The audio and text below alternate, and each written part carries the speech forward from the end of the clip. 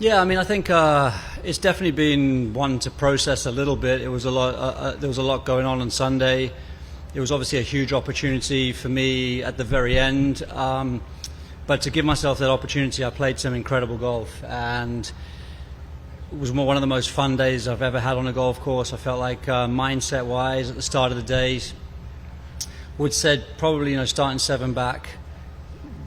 Wasn't really thinking about winning the tournament. Was thinking about what it means to play at Augusta on a Sunday, and it's a very special day no matter what. And I feel like I just got into my round quite nicely from the beginning, but then around Amen Corner, which is probably the most special stretch of golf that there is, just went to this different place, and things just really started to flow for me, and I started to believe that we were onto something pretty big. And then didn't really track Rory's round hole by hole, but then definitely got the sense on 16 that I was right in it, and had an opportunity to sort of put some heat on it and to potentially win. So great to kind of keep making birdies towards the end of my round. Clearly a couple mistakes here and there crept in, but other than that it was a pretty flawless day. Yeah, mixed emotions for sure. And that's probably a lot of outpouring from people with a lot of positive comments coming at me. So I think trying to absorb the week, but at the same time looking at my phone and just wishing there was a different message there. A lot of sort of heartfelt commiserations and things like that. But clearly, having been in that situation before as well, and then again even more this time, could really sense what it would be like to win it.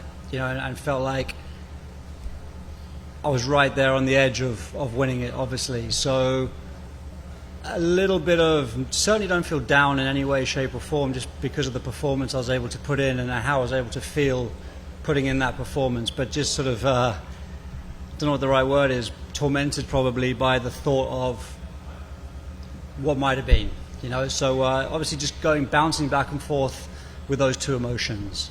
So, but certainly I think no regrets, right? You can lose a golf tournament, and there's a million of things that you think, I should have done this differently. There's not really much I can look back and go, should have done that differently on the day. So it's more just like wish it had added up to a different result rather than wish I'd have done things differently.